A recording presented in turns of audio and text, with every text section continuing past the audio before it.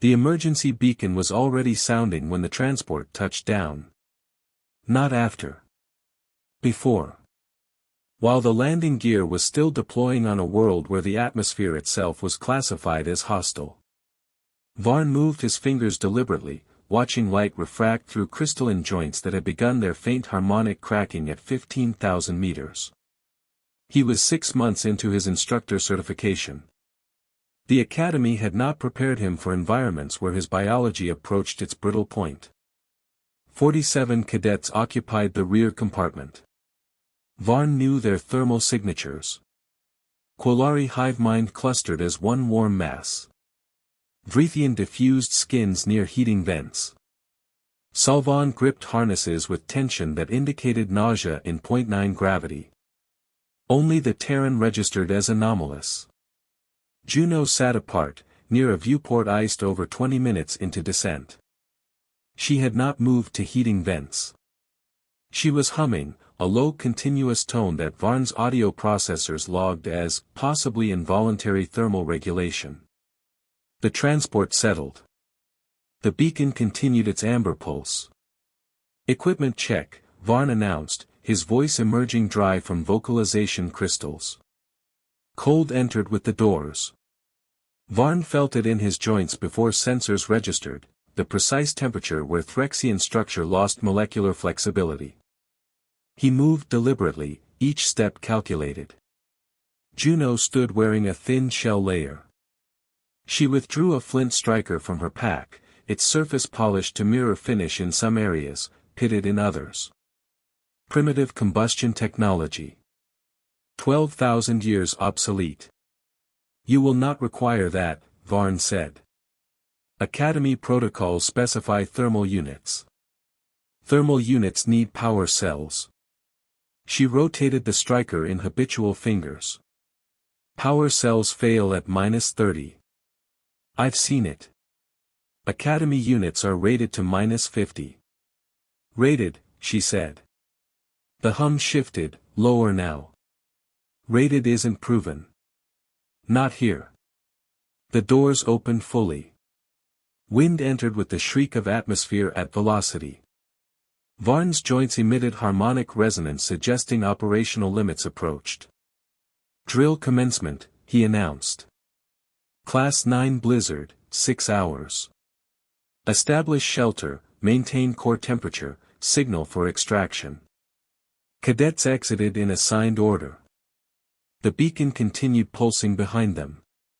Varn noted it in his log under equipment anomaly and focused on maintaining structural integrity. 400 meters to the first shelter site. Varn reached it in 8 minutes, his joints now emitting significant thermal stress. Juno was already there, having taken no marked path. She stood on the formation's leeward side, examining a frozen tree. Dead, Varn said. Useless for thermal purposes. Not dead. She scraped bark with a small blade, exposing fibrous pale inner layer carrying moisture that should have frozen. Dormant.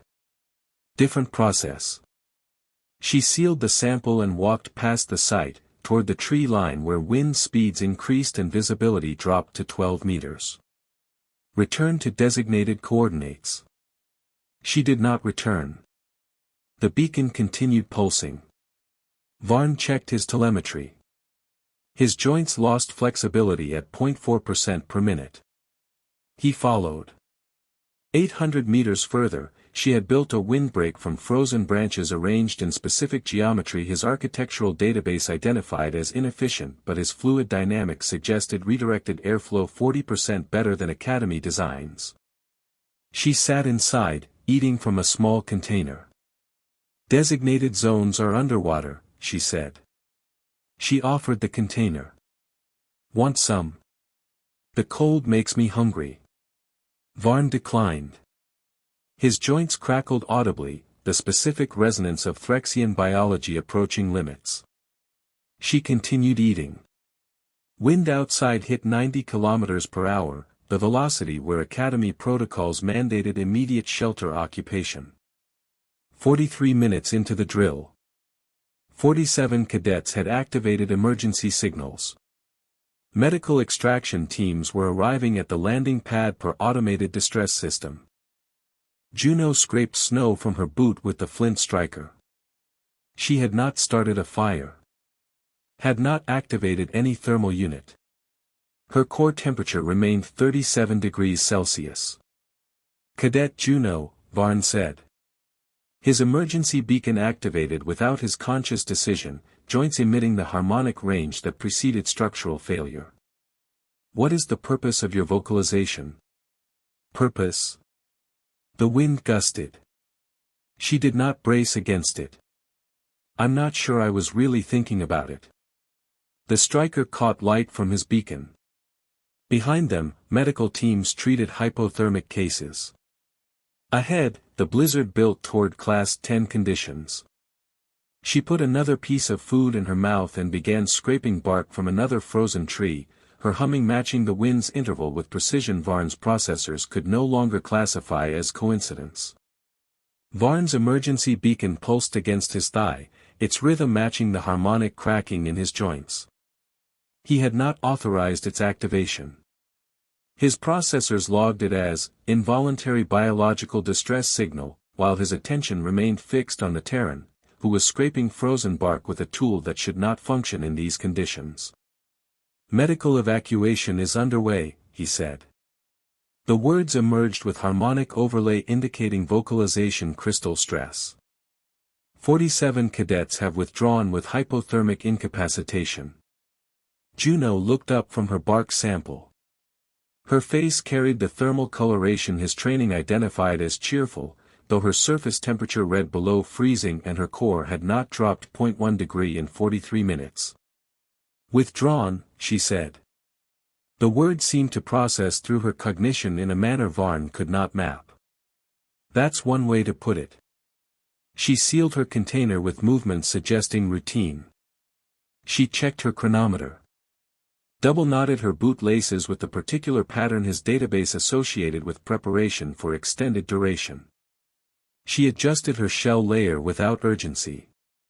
The beacon, she said, looking toward the landing pad where amber light continued pulsing through falling snow. It wasn't malfunctioning. Varn's processors required 0.7 seconds to integrate the statement. His joints emitted a harmonic crack that his training manual classified as imminent structural compromise, though he experienced it as understanding arriving too rapidly for his crystalline structure to accommodate. The drill was not a drill, he said. The classification emerged as statement rather than question. Live extraction scenario, Juno said. The conditions were real. The 47 weren't failing a test. They were being evacuated from an actual environmental emergency. Cadet 3rd Class Morvath had lived 4,000 standard hours. He drew geological formations in snow with his thermal stylus, a habit his instructors had noted as attention to detail exceeding curriculum requirements. His crystalline structure could not process the rapid temperature drop. Medical teams found him still holding the stylus, a half-finished mountain range of ice and melting snow crystallizing around his hand. Juno stood. She did not brush snow from her shell layer, though it had accumulated to depths that would have melted immediately against standard thermal output. She withdrew the flint striker from her pack. Its worn surface caught light from Varn's emergency beacon. You knew, Varn said. The classification felt imprecise even as he spoke it. I knew it was cold, she said. She rotated the striker in habitual fingers. I didn't know it was a test of the test. But rated isn't proven. Not here. Not with lives. She struck the flint. The spark was visible for 0.3 seconds, brief orange pulse against white dark. It touched the bark sample she had exposed, inner layer carrying moisture that should have frozen solid at these temperatures but had not, protected by insulation his thermal scans had classified as irrelevant. The bark caught. Flame established itself in the windbreak she had constructed, the inefficient geometry that redirected airflow 40% better than Academy designs. The humming, Varn said. His joints crackled with a specific harmonic range indicating both structural stress and cognitive processing overload. It was not thermal regulation. Wind intervals, she said. She fed the fire with strips of prepared bark. Gust cycles. You can hear them coming if you match the frequency. Gives you about 3 seconds to brace. Or to feed the fire before the wind hits. Varn's audio processors retrieved his prior log entry. Subject exhibits continuous low-frequency vocalization, possibly involuntary thermal regulation. He deleted it. He did not replace it. The deletion felt more accurate than any classification he could currently generate. 6 hours later, extraction teams confirmed all survivors accounted for. The Class 9 blizzard had escalated to Class 12. Academy documentation would later note that one cadet maintained operational capacity throughout, established combustion in conditions deemed impossible, and vocalized at frequencies matching meteorological patterns no sensor array had successfully predicted. Varn filed his final report 3 days later from the observation deck of his return transport. It contained one line that superiors flagged for review: instructor error, reclassified. The Flint Striker entered Academy Museum 6 months later.